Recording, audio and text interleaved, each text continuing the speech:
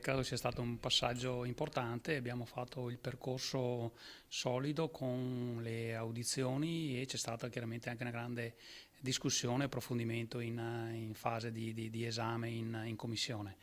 Credo che poi oggi con l'approvazione anche di un importante emendamento che porta la mia firma, che poi ha visto anche la sottoscrizione di tutti quanti i componenti della Commissione e anche della Giunta, su un tema importante come la sicurezza, questo dia anche una risposta importante in una situazione anche di disagio e di microcriminalità che attualmente vediamo nei nostri comuni e un supporto agli enti locali in questo senso. Prossimi passi il 3 di marzo in aula, dove sicuramente ci sarà la possibilità di migliorare ulteriormente il bilancio, perché tutta una serie di punti che sono stati affrontati sono stati poi rimandati al lavoro dell'Aula per migliorare appunto questo bilancio. Intanto siamo in grave ritardo, siamo una delle ultime regioni che approva il bilancio con gravi difficoltà per tutto il settore produttivo, le imprese, i comuni, le associazioni.